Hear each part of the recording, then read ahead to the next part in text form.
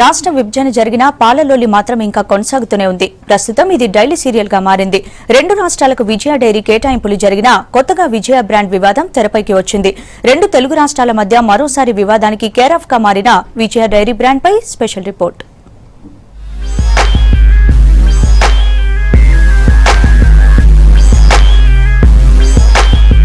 ఏ వస్తువైనా మార్కెట్లో బిజినెస్ చేసేందుకు బ్రాండ్ తప్పనిసరి అవసరం. చిన్న వస్తువుల నుంచి పెద్ద వస్తువుల వరకు బ్రాండ్ నేమే కీలకంగా మారుతోంది. ఉమ్మడి రాష్ట్రంలో పాల ఉత్పత్తుల వ్యాపారానికి విజయ నేమ్ అండ్ లోగో సంచలనం క్రియేట్ చేసింది. మన రాష్ట్రంలోనే కాదు, దేశవ్యాప్తంగా విజయ ఉత్పత్తులకు ఫుల్ గిరాకీ. ఏటా కోట్ల రూపాయల టర్నోవర్ విజయ డైరీకి సొంతం.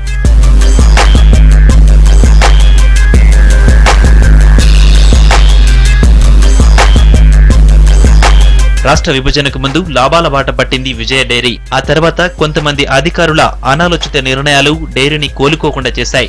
రాష్ట్ర విభజన తర్వాత విజయ డైరీ ఉమ్మడిగానే కొనసాగింది. కమల్నాథన్ కమిటీ రెండు రాష్ట్రాలకు ఉద్యోగుల కేటాయింపులు చేసింది. విజయ పాల ఉత్పత్తుల అమ్మకాలు కూడా ఆయా రాష్ట్రాల పేరుతో అమ్ముకుంటున్నాయి.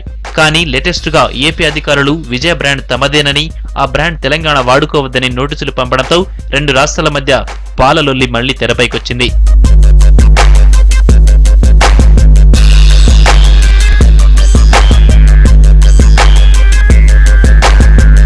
ఉమ్మడి రాష్ట్రంలోని విజయ డైరీ ఆస్తుల పంపకాలు 1995లో వచ్చిన మ్యాక్ చట్టం ప్రకారమే జరిగాయని తెలంగాణ విజయ డైరీ ఉద్యోగులు, కార్మికులు అంటున్నారు. ఏపీ అధికారులు కావాలని తెలంగాణ విజయ బ్రాండ్ పై కన్నేశారని మండిపడుతున్నారు. ఏదో విజయ డైరీ మాది అని ఓ నోటీసు ఇవ్వడం జరిగిందనేది మా దృష్టికి రావడం జరిగింది.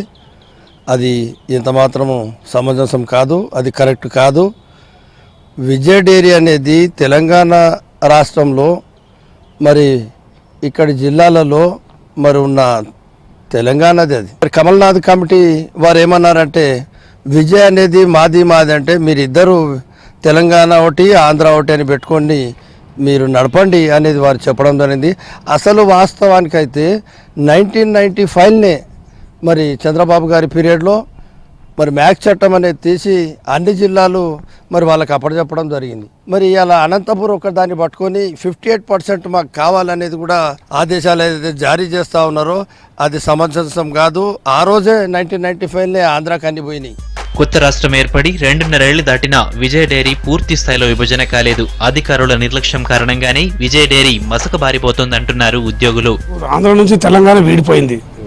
తెలంగాణ పాడి పరిశ్రమ ఇప్పటిదాకా కూడా దీనికి ఇంకా ఇంతవరకు దాకా విడిపోలేదు. అన్ని అడ్డంకులు సృష్టిస్తున్నారు. మా ఎండి గారు వచ్చిన తర్వాత 7th మే నుంచి మొత్తం క్లారిటీగా ఆఫీషియల్గా బైఫర్కేషన్ చేసుకున్నారు. మ్యాక్ చట్టం వచ్చినా కూడా మొత్తం టోటల్ ఆస్తులు మొత్తం తీసేసుకున్నారు. వాళ్ళ ఏం ఆస్తులు లేవు ఇక్కడ. మొత్తం ఇప్పుడు ఉన్న ఆస్తులు మొత్తం తెలంగాణ పాడి పరిశ్రమకు సంబంధించింది. విజయ బ్రాండ్ అనేది దీనికి సంబంధించిందే. వాళ్ళకి ఏం హక్కు లేదు. విజయ డైరీ బ్రాండ్ పై ఏపీ అధికారులకు నోటీసులు ఇచ్చినా ఖండించేందుకు తెలంగాణ అధికారులు స్పందించడం లేదు. కింది స్థాయి ఉద్యోగులు, కార్మికులు మాత్రం బ్రాండ్ పై ఫైట్ చేసేందుకు సిద్ధమంటున్నారు. ఆంధ్ర పాలు తీసుకొచ్చి తెలంగాణ జిల్లాల్లో ప్రైవేట్ వ్యక్తులకు ఇచ్చి మరి అక్కడ ఫిల్లింగ్ చేయించి మళ్ళీ మాకు పోటీగా విజయ పాలు అమ్మడము, మళ్ళీ విజయ బ్రాండ్ మాది అనడము చాలా దురదృష్టకరము. మరి మేము దయచేసి కార్మికుల తరపు నుంచి తెలంగాణలో ఉన్నది విజయ డైరీ, మా డైరీ, అది మాకు సంబంధించి తప్ప మీకు ఎలాంటి అధికారాలు లేవు. అగరు మీరు అట్నే మీరు మొండిగా వాదిస్తే మరి మేము వ్యతిరేకిస్తాము.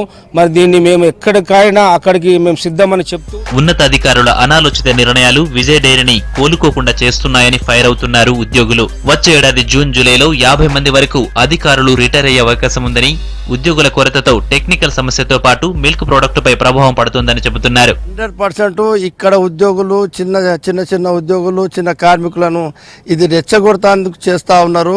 మరి వాళ్ళు మంచిది పద్ధతి కాదనేది కూడా ఇదివరకు ఒకసారి కూడా మీ ద్వారా హెచ్చరించడం జరిగింది. రిటైర్డ్ అయిపోయి రేపు జూన్ 17లో కూడా 38 మంది కార్మికులు కానీ ఆఫీసర్లు కానీ రిటైర్డ్ కాబోతూ ఉన్నారు.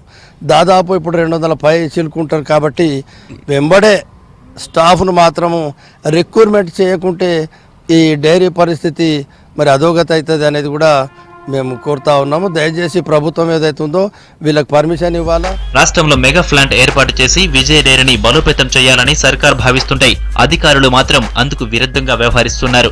ఇది అదునుగా పావులు కదుపుతోంది ఆంధ్రప్రదేశ్ ప్రభుత్వం.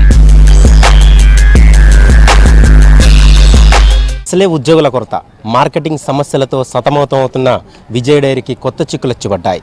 బ్రాండ్ వివాదం రెండు రాష్ట్రాల మధ్య చిచ్చురేపింది. బ్రాండ్ మాదంటూ ఏపీ అధికారులు పంపిన నోటీసులు తెలంగాణ విజయ డైరీ అధికారులకు అయోమయాన్ని గురిచేస్తున్నాయి. బ్రాండ్ మాదంటూ మాదేని రెండు రాష్ట్రాలు వివాదాలకు దిగే అవకాశం ఉంది. అయితే అధికారుల మధ్య సమన్వయం లేకపోయినా తెలంగాణ కార్మికులు మాత్రం బ్రాండ్ కోసం పోరాటం చేయడానికైనా సిద్ధమంటున్నారు. మరి ఇప్పటికైనా తెలంగాణ రాష్ట్ర ప్రభుత్వం తెలంగాణ విజయ డైరీ బ్రాండ్ విషయంలో స్పందించాల్సిన అవసరం ఎంతైనా ఉంది.